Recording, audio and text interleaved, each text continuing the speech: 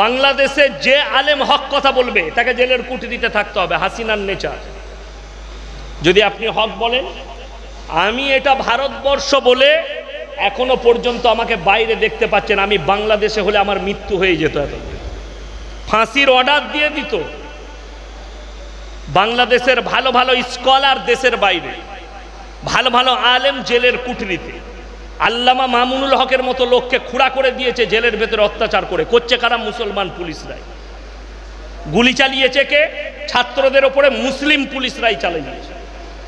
কালকে দেখলাম একজন প্রশাসন, একজন পুলিশ নিহত হয়েছে, তার পরিবারের লোক কাঁদছে। সত্যিকারই বেদনাদায়ক।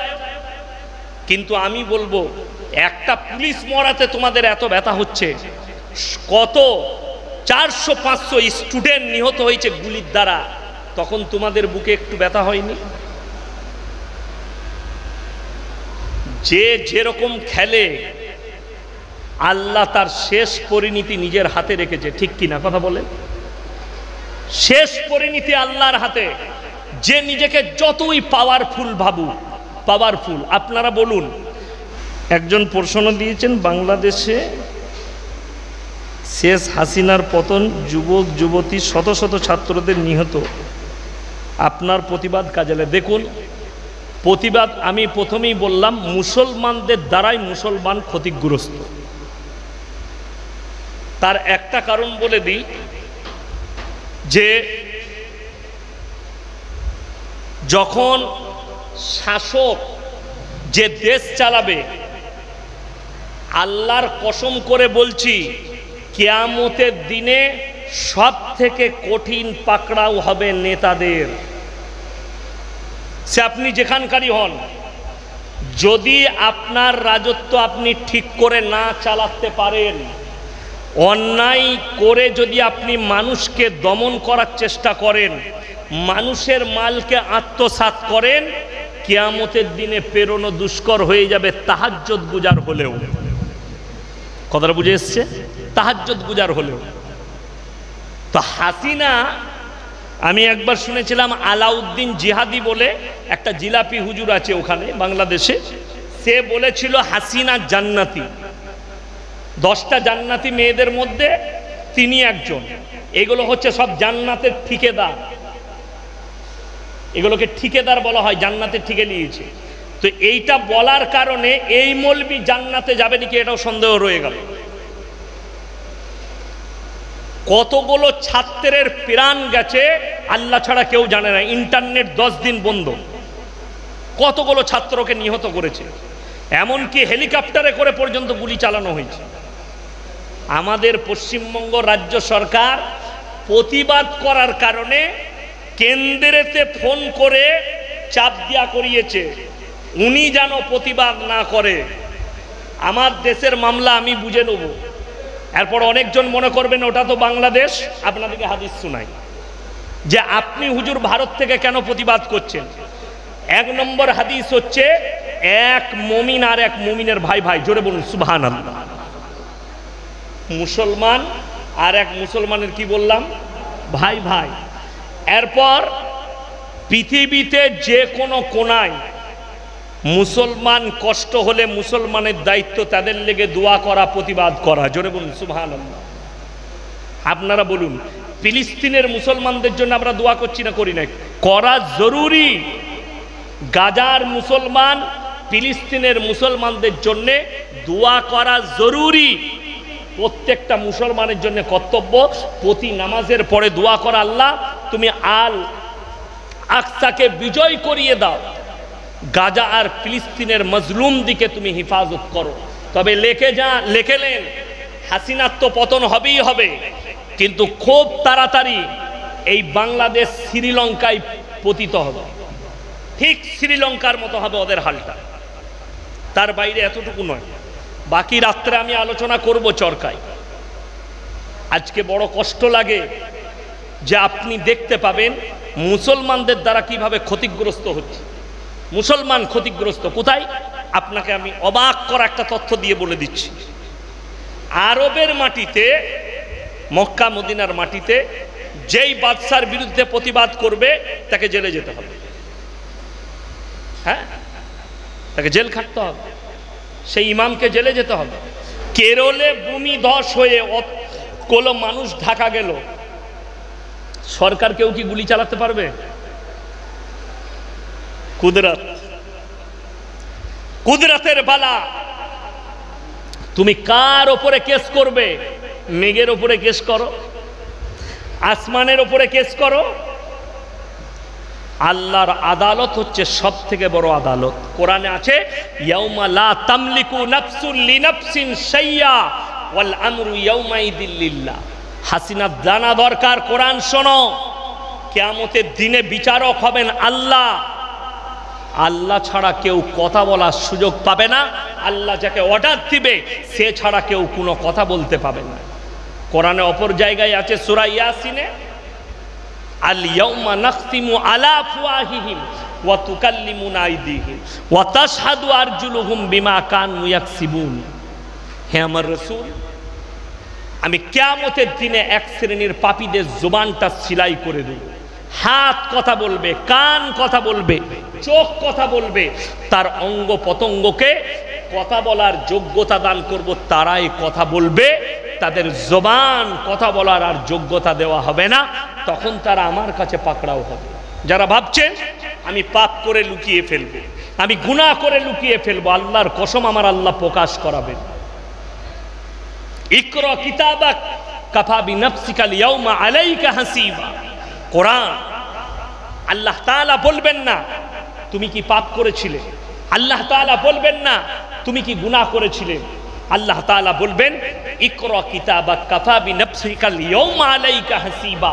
তোমাদের হাতে যে আমলনামা দেওয়া হয়েছে তোমরা নিজের মুখে পড়ে শোনাও। পড়ো, নিজের মুখে পড়ো। আর মানুষ পড়বে কোন সেকেন্ডে, কত মিনিটে, কোন জায়গায়, কোন স্থানে পাপ করেছি, সব পাই টু পাই লেখা থাকবে। ওই জন্যে সকলে নিয়ত করেলি যে আমরা তালবিলিমদের প্রতি সহানুভূতি নিয়ে আসবো। জোরে বলুন ইনশাআল্লাহ। মাদ্রাসার সঙ্গে মাহাব্বাত, মাদ্রাসা মসজিদের সঙ্গে জুড়ে যাওয়া, দোয়া করবেন। কেশপুরের মাটিতে এরকম একটা নিয়ত হাজী সাহেবের আল্লাহ যেন কবুল করলে, বলুন আমিন। এই যে কচি কাঁচা তালবিলিম দিকে দেখতে পাচ্ছি, আল্লাহ যেন এই তালবিলিমগুলোকে ইলমে নাফি আমালে সলিহা দান করে, বলুন আমিন। এই মাদ্রাসার পড়ানে ওয়ালাকে আল্লাহ কবুল করেলে, এই মাদ্রাসার যত শিক্ষক আছে আল্লাহ সকলকে কবুল করেলে, এই মাদ্রাসার যত সেক্রেটারি, সভাপতি, কেসিয়ার, মেম্বার যিনারাই আছেন আল্লাহ সকলকে কবুল করুক। এই মসজিদকে আল্লাহ কবুল করেলে, বাজারের মানুষের জন্য সুবিধা, এখানে এসে নামাজ আদায় করা। হসপিটালে কারো ছেলে ভর্তি থাকবে, এখানে এসে একটু আরাম করবে, নামাজ পড়বে, তালবিলিমদের দোয়া নিবে। ভাই আমার আব্বা ভর্তি আছে, একটু দোয়া করবেন। এখানে আমার স্ত্রী ভর্তি আছে, হাজী সাহেব তালবিলিম দিকে বলবেন একটু দোয়া দিতে, আপনার জন্য মঙ্গল হবে। মাদ্রাসা তালবিলিমরা যে রাস্তায় চলে ফেরেশতারা পর বিছিয়ে দেয়। জোরে বলুন সুবহানাল্লাহ। এই তালবিলিমদের বরকতে আল্লাহ তাআলা কেশপুরের মানুষকে বালা মুসিবত থেকে দূরে রাখবেন। জোরে বলুন সুবহানাল্লাহ। যেখানে কোরআনের তেলাওয়াত হয়, যেখানে হাদিসের তালিম হয়, সেই জায়গাকে আল্লাহ তাআলা কি করেন? বালা মুসিবত থেকে দূরে রাখে। সব থেকে বেশি আপনারা লক্ষ্য করবেন বালা মুসিবত কোথায় আসে? আযাবগুলো যে জায়গায় পাপাচারী বেশি হয়। আপনারা জানেন কেরলের যে জায়গাটা ধ্বংস হয়েছে ওটা কি ছিল? পর্যটন কেন্দ্র ছিল, মানুষ ঘুরতে যেত। যতগুলো ঘোরার স্পট আছে, পর্যটক কেন্দ্র আছে, সব দেহ ব্যবসার আড্ডাখানা। দীঘাও আছে। দীঘাতে সুনামি হয় না? হয় না? সুনামি হয়। দীঘাতে আমি মাঝে মাঝে জলসা করতে গেলে হাওড়ার হাজী শাহানুর ইস্তাকারের হোটেল আছে, খব কটেজ, রাজা হলিডে ইন, দুখানা হোটেল আছে। হাজি সাহেবের রুমে নামাজ পড়ার ব্যবস্থা, খাবারের দাবারের ব্যবস্থা, সব ব্যবস্থা করে রেখেছে। ওই জায়গাগুলোকে আল্লাহ ধ্বংস করে দেয়। কিছুদিন আগে শুনলেন নেপালে ভূমিকম্প হয়েছে, হয়েছে না হয়নি? জানেন পৃথিবীর সব থেকে বেশি দেহ ব্যবসায়ী হচ্ছে নেপালিরা, সব থেকে পতিতালয় বৃদ্ধি করে নেপালিরা। ওই জন্য নেপালে ভূমিকম্প বেশি। ওই জায়গাগুলোকে আল্লাহ ধ্বংস করে দেয় যারা জিনায় লিপ্ত হয়। ওই জন্য কোরআনে আছে ওয়ালা তাকরাবুজ জিনা ইন্নাহু কানা ফাহিশা ওয়া সা সাবিলা। ব্যভিচার করা তো দূরের কথা, যে রাস্তায় ব্যভিচার হয় সে রাস্তার ধারে পাশে তোমরা যাতায়াত করো না। ওই জন্যে আমি আপনাদেরকে অনুরোধ করে দেব যে সকলে নিয়ত করেলেন আজ থেকে আমরা সবাই 5 ওয়াক্তের নামাজি হব। হাত তুলে বলুন ইনশাআল্লাহ। নামাজ কেউ ছাড়বেন না। নামাজ বহুত বড় একটা তলোয়ারের থেকেও তেজওয়ালা হাতিয়ার। কিরকম হাতিয়ার জানেন? ইন্না সলাতা তানহা আনিল ফাহশাই ওয়াল মুনকার। নিশ্চয় মানুষ যখন নামাজ পড়ে অশ্লীল কাজ থেকে দূরে সরিয়ে তাদেরকে ভালো কাজের দিকে নিয়ে যায়। জোরে বলুন সুবহানাল্লাহ। আপনি নামাজ পড়ুন, আপনাকে অশ্লীল কাজ থেকে সরিয়ে ঠিক ভালো কাজের দিকে নিয়ে যাবে। এইটা হচ্ছে কোরআন। আল্লাহ রসুল বললেন তোমাদের নামাজে মনোযোগ না এলে তোমরা কি করবে? ফাইন্নাহু ইয়ারা, নামাজে দাঁড়িয়ে মনে মনে ভাববে আমি আল্লাহকে দেখতে পাই বা না পাই, আমার আল্লাহ আমাকে অবশ্যই দেখছেন। এটা নামাজে ভাবো। নামাজের নিয়ত বেঁধে আমি আল্লাহকে দেখতে পাইনি কিন্তু আমার আল্লাহ আমাকে অবশ্যই দেখছেন, এই বলে নিয়ত বাঁধুন। আপনার মনোযোগ অন্যদিকে যাবে না, আল্লাহর দিকে থাকবে, আল্লাহর দিকে ধ্যান থাকবে। নামাজ পড়ো। নামাজ পাপ থেকে দূরে সরিয়ে দেয়, নামাজ গুনাহ থেকে দূরে সরিয়ে দেয়। পরিবারের মধ্যে নামাজ নিয়ে আসুন। যদি বরকত চান বাড়িতে কোরআনের তেলাওয়াত করুন। হাদিসে আছে যারা প্রত্যেক দিন সূরা ইয়াসিনের তেলাওয়াত করবে ফজরের পরে, আগামী ফজর পর্যন্ত তার কাছে মৃত্যু ছাড়া কোনো বালা মুসিবত আসবে না। জোরে বলুন সুবহানাল্লাহ। আপনি পড়ুন, বাড়িতে আমল নিয়ে আসুন, বাড়িতে বরকত নেবেন। কারোবারে বরকত চাই, আপনি নামাজের সাথে সাথে স্ত্রীকে বলুন, তা না হলে নিজে কোরআন জানলে নিজে বাড়িতে প্রত্যেক দিন এশার পরে সূরা ওয়াকিয়াত তেলাওয়াত করুন। যে বাড়িতে সূরা ওয়াকিয়াত তেলাওয়াত হয় আল্লাহ সেই বাড়িতে রুজিতে বরকত দেয়। জোরে বলুন সুবহানাল্লাহ। আপনি আমল আছে, আমল করুন, রুজিতে বরকত পাবেন, মালে বরকত পাবেন, কারোবারে বরকত পাবেন, সব জায়গায় বরকত পাবেন। কিন্তু আপনাকে আমলে পরিণত করতে হবে, আমলটা আনতে হবে। নিজের পরিবারকে হালালের দিকে ছুট করা, হারাম থেকে হেফাজত করুন। যদি আপনার পাশাপাশি বাড়ি হয়, এই মাদ্রাসার মসজিদের পাশে পাশে, সকালবেলায় সন্তানের স্কুল না থাকলে মাদ্রাসায় পাঠিয়ে দেন। যাও সকালবেলায় কোরআনটা শিখে এসো। আমাদের মাদ্রাসায় ফজরের পরে গ্রাম থেকে প্রায় 50-60টা ছেলে আসে।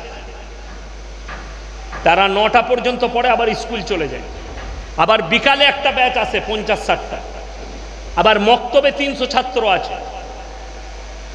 কেন? এদের মধ্যে তালিম থাকতে হবে, দিনী তালিম। তা না হলে তাদের মেন্টালিটি অন্য জায়গায় দাঁড়াবে। বর্ধমান টাউনই একটা ছেলে রামকৃষ্ণ মিশনে পড়াশোনা করেছে, চাকরিও পেয়েছে, স্কুলের টিচার। তার পরিবার ফোন করছে আমাকে যে আমি নামাজ পড়ি, রোজা রাখি, কিন্তু আমার স্বামী টিচার, রামকৃষ্ণ মিশন থেকে পড়াশোনা করেছে। সকালবেলায় ফজরের পরে উঠে স্কুল যাবার আগে স্নান করে গোসল করে রামকৃষ্ণর মূর্তিতে পুজো করে স্কুলে যায়। আমাকে সে বলল কি হবে? আমি বললাম তাকে দাওয়াত দাও। যদি সে দাওয়াত কবুল না করে তোমাদের নিকাহ থাকবে না, যেহেতু সে কাফির। কাফের। তার বাপ তাহাজ্জুদ গুজার হোক, তার মা হাজি সাহেব হোক, হাজি বিবি হোক, তার বাপ হাজি সাহেব হোক, ছেলে কিন্তু মুশরিক। আল্লাহর কাছে যতগুলো পৃথিবীতে পাপ আছে সব থেকে নিকৃষ্ট পাপ হচ্ছে শিরকের পাপ। আল্লাহ ব্যতীত অপরের কাছে মাথা টেকা, আল্লাহ ব্যতীত অপরকে রব হিসাবে মানা, এইটা হচ্ছে সব থেকে নিকৃষ্টতম আল্লাহর কাছে পাপ। আর আল্লাহ কোরআনে বলেছেন ইন্না শিরকা লাযুলমুন আযীম। আমি আল্লাহ ইচ্ছা করলে সব গুনাহ ক্ষমা করে দেব, কিন্তু কেউ যদি জেনে বুঝে শিরক করে সেই গুনাহ আমি আল্লাহ ক্ষমা করব না। জেনে বুঝে, এই লোক জেনে বুঝে করেছে, এরপরে আপনাকে ভাবনা চিন্তা নিতে হবে এই লোকটার কি জানাজা পড়া যাবে? যদি ওই হালতে মারা যায় আর জানাজা পড়া যাবে না, কবরস্থানে আর দাফন কাফন করা যাবে না। যদি বলেন কেন, আমি বলি পৃথিবীর মধ্যে সব থেকে শ্রেষ্ঠ ব্যক্তিকে হুজুরে পাক সাল্লাল্লাহু আলাইহি সাল্লাম। রসুলের থেকে বড় শ্রেষ্ঠ কেউ আছে আর কিয়ামত পর্যন্ত হতে পারবে? পারবে না। আল্লাহ রসুল সাল্লাল্লাহু, ছোট করে বলছি, টাইম মাত্র 3 মিনিট আছে, আমি ছোট্ট করে বলে দিচ্ছি। আল্লাহর হাবিব সাল্লাল্লাহু আলাইহি সাল্লাম, তিনার কাছে খবর এলো আপনার চাচা যান মারা যাবে। কি চলছে? জাকামদানি চলছে। আল্লাহর হাবিব ছুটে গেলেন, নিজের চাচার হাতটা ধরে বললেন, চাচা কলমাটা পড়ে নাও, আমি আল্লাহর কাছে কেঁদে কেঁদে তোমার জন্য ক্ষমা চাইব। আল্লাহর নবীর চাচার উত্তর এলো, আমি যদি বার্ধক্যে কলমা পড়ি লোকে বলবে মৃত্যু ভয়ে কলমা পড়েছে, আমি কলমা পড়তে পারবো না, নিষেধ করে দিলেন। এরপরে আল্লাহর আয়াত এলো রসুলের কাছে, ইন্নাকা লা তাহদি মান আহবাবতা ওয়ালাকিন্নাল্লাহা ইয়াহদি মান ইয়াশা। হে আমার বিশ্ব নবী, পৃথিবীর মানুষকে বলে দাও, তুমি শুনে নাও, হিদায়েতের মালিক হচ্ছি আমি আল্লাহ। আমার ইচ্ছা নেই তোমার চাচা কলমা পড়তে পারবে না। রসুলের চাচা যান দুনিয়া ছাড়লেন, আল্লাহর নবী কাঁদতে লাগলেন। কি বলে? হাত তুললেন, আল্লাহ তুমি আমাকে যতদিন না নিষেধ করছো আমি আমার চাচার জন্য তোমার কাছে ক্ষমা চাই। নবীজি ক্ষমা চাইছেন। আল্লাহ এরপরে জিবরিল আমিনকে পাঠালেন আবার কোরআনের আয়াত নিয়ে, মা কানা লিন-নবিয়্যি ওয়াল্লাযীনা আমানু আন ইস্তাগফিরু লিল মুশরিকিন ওয়ালাউ কানু উলি কুরবা। হে নবী এবং মুমিনরা শুনুন, শুধু আল্লাহ নবীকে নসিহত করেননি, হে আমার নবী এবং মুমিন যারা আছো তারা শুনুন, যারা মুশরিক হয়ে বেঈমান কাফের হয়ে বদ্দিন হয়ে মারা গেছে তাদের জন্য দোয়া করতে পাবে না, সে যদি তোমাদের নিকটতম আত্মীয় হয় তাও। কি বুঝে এলো এখান থেকে? রসুলের হাত নেমে গেল, চাচার জন্য নিষেধ হয়ে গেল, দোয়া চাইতে পাবে না। যদি আল্লাহ নবীকে আল্লাহ নিষেধ করে চাচার লেগে দোয়া চাইতে পাবে না, তো আমাদের মতো ফুটো মলবি যদি মাতালের লেগে দোয়া করে যে মদের ভাটিতে জীবন কাটিয়েছে জান্নাত যাবে? আপনাদিকে চিন্তা করার একটা ধারণা দিয়ে গেলাম, আপনি ভাববেন গিয়ে রাখেন। যদি নবীকে নিষেধ করা হয় তুমি তোমার চাচার জন্যে দোয়া করতে পাবে না, আমাদের মতো মলবিদিকে ভাড়া করে আপনারা কেশপুরের মানুষ মনে করছেন 3 বোতল মদ খেয়ে অ্যাক্সিডেন্ট করেছে কেশপুর বাজারে, ইয়াসিন সাহেবকে ডাক, মিলাদ পড়া, জান্নাত রেডি। তো তোমার হুজুর মার খাবে আর যে গেইছে সে তো খাবেই খাবে। মদের ভাটিতে জীবন কাটিয়ে হুজুরকে ডেকে জান্নাত, ওই হুজুর কিন্তু আমি নই। একটা মলবিকে, সে যে দলেরই মলবি হোক, খালি আমাকে দোয়াটা দেখিয়ে দিবেন, এরকম দোয়া করেছে, আল্লাহ আমাকে দেশি মুরগি দিয়ে ভাত দিচ্ছে, টাকা দিবে, এর বাপকে যা হোক করে জান্নাতে দিতে হবে। এই দোয়া কারু পেয়েছেন কোনোদিন কোনো হুজুরের? আমাদিকে যাকে ডাকবেন আমরা কি দোয়া করি? আল্লাহ মুমিনিন মুমিনাত, মুসলিমিন মুসলিমাত, আল্লাহ মুমিন মুমিনা মুসলিম মুসলিমা তারা যদি হয় তাদেরকে জান্নাত দাও। কই আমি বললাম না তো মাতালকে জান্নাতে দাও? কই আমি বললাম তো আল্লাহ সারা জীবন গাঁজা খেয়েছে কিন্তু আমাকে যখন দেশি মুরগি দিয়ে ভাত দিবে আর পোলাও খাবে একে জান্নাতে দাও? সে হুজুর আগে মার খাবে কেন? ওই সিস্টেমটাই আমার আল্লাহর কাছে নাই। পাপ করার, হ্যাঁ সে যদি মরার আগে বলতো হাতটা ধরে যে আমি জীবনে বহুত বড় ভুল করেছি, আমি ইস্তেগফার করে নিলাম, আমি আর জীবনে এই ধরনের পাপ করব না, আল্লাহ তুমি আমাকে ক্ষমা করে দাও, তাহলে আল্লাহর উপরে এখতিয়ার ছিল। কিন্তু সে জীবনটাই কাটালো। শুনতে পাচ্ছি কোথায়, খড়গপুরে অ্যাক্সিডেন্ট হয়েছে বর্ধমানের ছেলে, ইন্না লিল্লাহি ওয়া ইন্না ইলাইহি রাজিউন, দোয়া পড়ে নিলাম, লাশ আসছে, জানাজা হলো, মাটি হয়ে গেল, মিলাদ হবে, বাবা কি করে মারা গেছে, হুজুর ছেলে খুব বদমাস ছিল, মদ খেয়ে গাড়ি চালাচ্ছিল, অ্যাক্সিডেন্ট হয়ে মরেছে। আরে শুনতে পাচ্ছি মুসলিমদের বেশিরভাগ যুবক ট্রাক নিয়ে অ্যাক্সিডেন্ট করছে, গাড়ি নিয়ে অ্যাক্সিডেন্ট করছে মদ্যপ অবস্থায়, তাদের লেগে দোয়া হয়, তাদের লেগে মিলাদ হয়, অথচ একবারও এই মেন্টালিটি আসে না যে আমি মৌলভী, আমাকে যখন দাওয়াত করেছে আমি হকটা মানুষকে বুঝাই, তাহলে দ্বিতীয় কোনো লোকটার মদ খাবার চেষ্টা করবে না। আজকে মদ ছাড়াবার ওষুধ বেরিয়েছে, বেরিয়েছে না বেরোয়নি, মানুষ সেটাও ইউজ করছে। আর আমি বলে যাচ্ছি মদ ছাড়াবার দামি ওষুধ হচ্ছে, তাকে বুঝাও আল্লাহর কসমে এই জীবনটার জন্য আল্লাহ কোরআনে বলেছে ওয়ামাল হায়াতুদ দুনিয়া ইল্লা মাতাউল গুরুর, তোমার জীবনটা কিছুক্ষণের জন্য, দুনিয়াটা কিছুক্ষণের জন্য, ওয়ামাল হায়াতুদ দুনিয়া ইল্লা মাতাউল গুরুর, কিছুক্ষণের জন্য আল্লাহ দুনিয়াতে পাঠিয়েছে, ধোঁকা।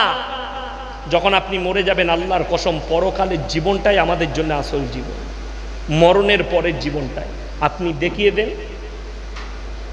এই গোটা কেশপুর থানায় কত দামি দামি লোক ছিল যারা চলে গেছে, আমাদের বাপদাদরা কবরে শুয়ে আছে, আর আপনি কি ভাবছেন আপনি যাবেন না? আপনি এই সেন্স নিয়ে ঘুরে বেড়াচ্ছেন যে আমার কাছে মরণের ঘন্টা বাজবে না। আপনি এইটা নিয়ে ঘুরে বেড়ান। এখানে আমরা হসপিটাল কাছে আছে, আপনি শুনতে পাবেন একটা ডেলিভারি, পেটে বাচ্চা আছে, সেই মেয়েকে নিয়ে যান, ডাক্তার বলবে আর এখন ডেট হয়নি, তার টাইম দেখে বলে দিবে 10 দিন পরে ডেট আছে, তুমি 9 তারিখে আনবে, আগস্টের 15তে আনবে, আগস্টের 17তে আনবে, কিন্তু কেউ বলতে পারবেন যে আপনার মরণের ডেটটা কবে? বলতে পারবেন না। পরীক্ষা চলছে বাচ্চাদের, বলে দেওয়া হয় যে এই ডেটে তোমার এই ডেট থেকে পরীক্ষা শুরু হবে, ছেলে তৈরি করতে লেগে যায়, আমার পরীক্ষা আছে আগামী সোমবার থেকে, পড়বে, এইগুলো পড়তে পারে, কিন্তু কেউ বলতে পারবে না আমার মরণ কবে আসবে। যে পরীক্ষার এলান হয়নি, অথচ মানুষকে ওই পরীক্ষায় পাশ করতেই হবে, সেই পরীক্ষাটার নাম হচ্ছে মৃত্যু। মৃত্যু যার তারিখ এলান হয়নি, কিন্তু একদম নির্ধারিত করা আছে মৃত্যুটা।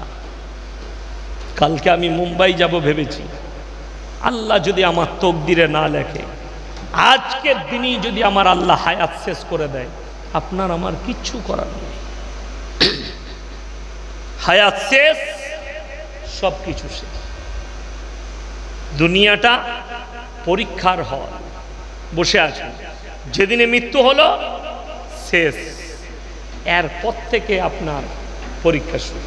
আমাদের দেশের মানুষ কি ভেবেছে, এই যে কোরআনটা আমরা দেখতে পাচ্ছি, আমাদের দেশের লোক জানে কোরআনটা খালি কোরআনখানি করে মানুষকে জান্নাতে পাঠাবার নেই। কোরআনটা আছে, মানুষ মরে গেলে খালি কোরআন পড়ে দাও, কবর জিয়ারত করো, কোরআনখানি করো, তারাবিতে পড়ো, মাদ্রাসায় পড়ো, এই জন্যে কোরআনটা না। কোরআনটা হচ্ছে গোটা পৃথিবীর বায়োডেটা আল্লাহ কোরআনের ভেতরে ভরে দিয়েছে, জোরে বলুন সুবহানাল্লাহ। গোটা কোরআনের ভেতরে পৃথিবীর বায়োডেটা ভরে দিয়েছে। আপনাকে খুঁজতে হবে কোন দিকটা আপনি চান, সেই দিকটাই কোরআনে রাখা আছে আল্লাহর কসম, সেই দিকটা, যে দিকটা চাইবেন সেই দিকটাই আছে। ওই জন্যে প্রত্যেকটা ভাইকে অনুরোধ করব, দ্বীনি তালিম দিবেন নিজের সন্তান দিকে, জোরে বলুন ইনশাআল্লাহ।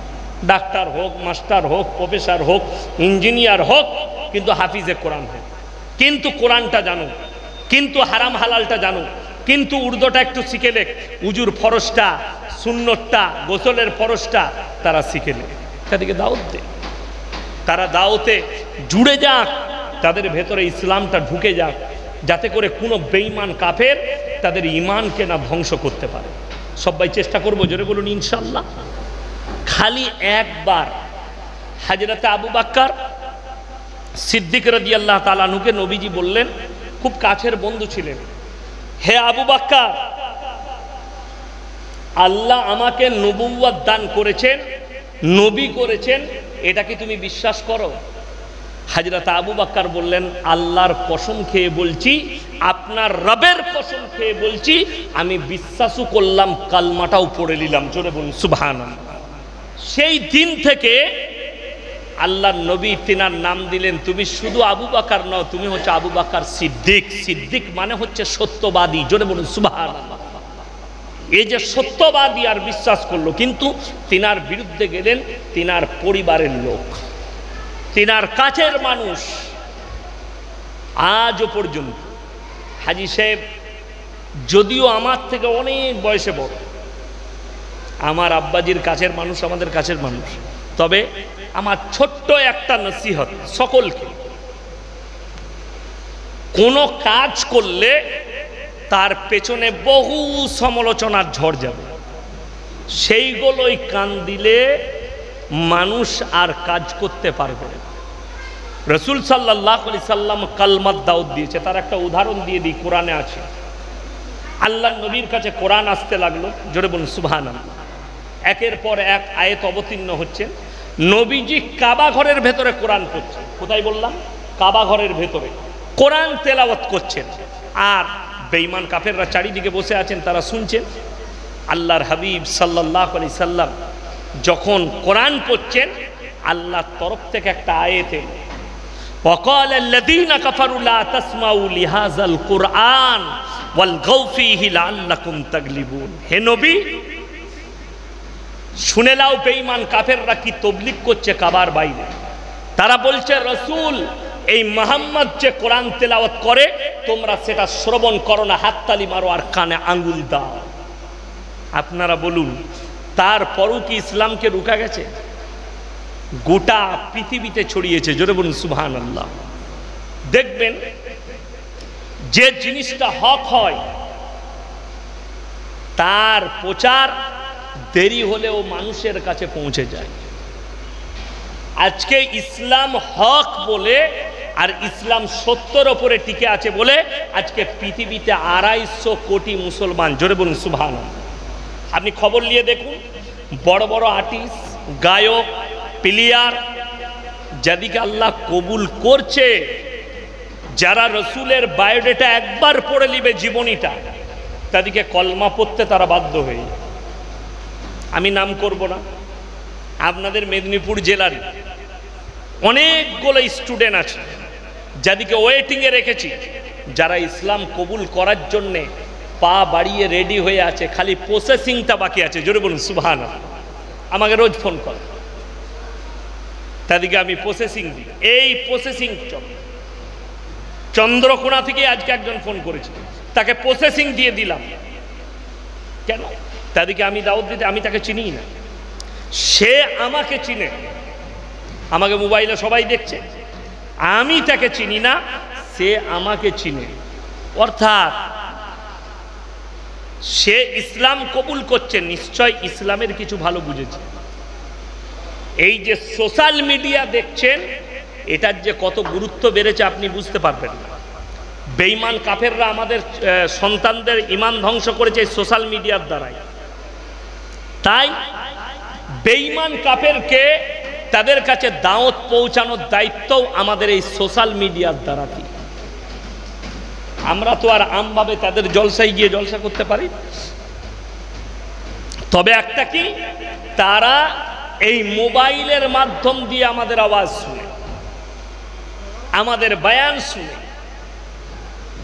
তারপরে আল্লাহ যাকে কবুল করে সে কবুলিয়াতের রাস্তায় আসবে। এরপর একটা হাদিস শোনাবো, আপনি অবাক হবেন। আজকে অনেক জনার মনে মনে হচ্ছে কত মুসলমান পৃথিবীতে কত জায়গায় মার খাচ্ছে। আমরা থাকবো না, কবে চলে যাব জানি না, আল্লাহ কতদিন হায়াত রেখেছে। হাজি সাহেব আজকে আছে কালকে নাই, আমি আছি আজকে কালকে নাই, আমার আব্বাজি আজকে আছে কালকে নেই, আপনাদিকে যাদিকে দেখছি আমরাও থাকবো। মুসান্নাব ইবনে আবু শাইবার হাদিস, আল্লাহর রসুল বললেন পৃথিবীতে একদিন ইসলাম প্রতিষ্ঠিত হবে, গোটা পৃথিবীটা মুসলমান হয়ে যাবে। জোরে বলুন সুবহানাল্লাহ। এবং এই যে মসজিদগুলো দেখছেন, এই মসজিদগুলো মুসল্লিতে ভরে যাবে। জোরে বলুন সুবহানাল্লাহ। কিন্তু পরের চ্যাপ্টারটা রসুল যেটা বললেন সেটা ভয়ানক কথা।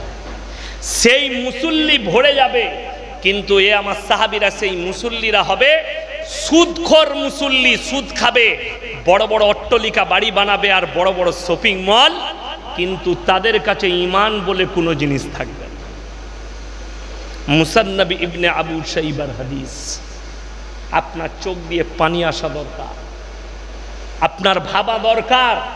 সময় আছে, আমরা যেন ইস্তেগফার করে দুনিয়া থেকে যেতে পারি। বলুন আমিন। সবাই ইস্তেগফার করবেন মরার আগে। আজ থেকে নিয়ত করলেন প্রতি নামাজের পরে, ফজরের নামাজের পরে, এশার নামাজের পরে ইস্তেগফার করব, আল্লাহ সারাদিনে আমার যতগুলো গুনাহ হয়ে গেল